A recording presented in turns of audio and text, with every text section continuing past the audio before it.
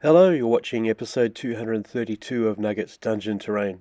I'm revisiting Wastelands Highway and Gaslands with this build. If you're interested in Wastelands Highway, there's a link in the description below to Drive Through RPG, or you can get it now as a bundle on Kickstarter with my latest game, Steampunk Saga. In episode 214 I built this car pile trap, and I wanted to add some other traps that I could use in Wastelands Highway or Gaslands. The flail has two swinging arms or chains, and this is some of the junk that I thought I put together to make that work. First, on this round piece of MDF, I'm gluing the back of a Jeep. This will be the area that protects the motor that drives the trap.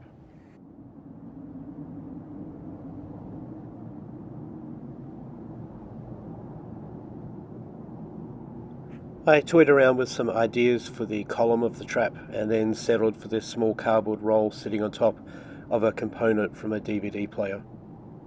It's sitting on top of a bead. The bead will eventually be filled with a magnet to hold it in place but not make it fixed permanently.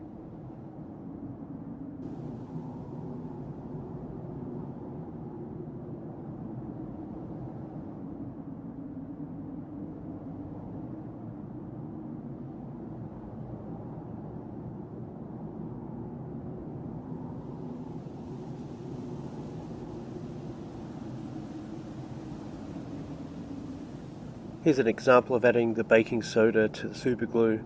It holds down the project faster, but in the case of this apocalyptic terrain, it also creates a build-up of crud up against the different parts. I'm doing the same thing here intentionally to break up the big flat surfaces of this tractor tire. I put the tire on top because it makes a good point at which you can actually turn the trap around. I then filled up the bead, added some glue and put in this magnet.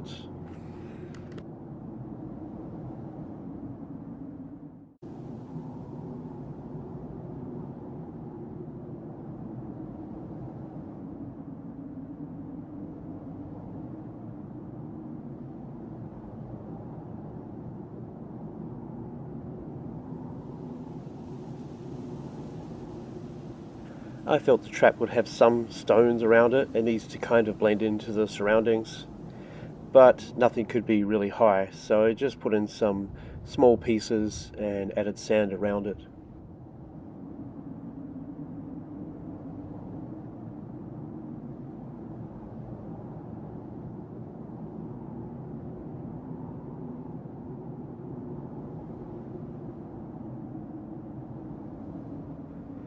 I'm about to attach part of a jigsaw blade.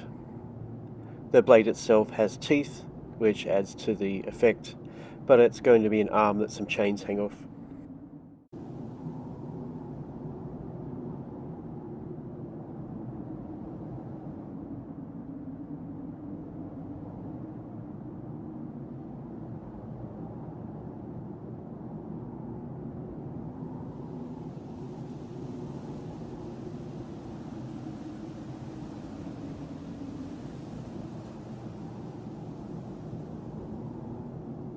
I attached a heavy chain to the other side. I was thinking something like a shipping anchor chain.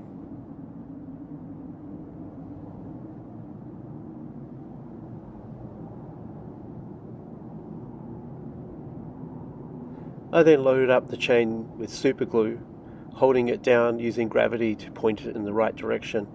As the glue stiffens, I then also try and shape it a little into an arc. The arc is to make it look like the trap is spinning around, otherwise the chain would lay limp and be straight down onto the ground.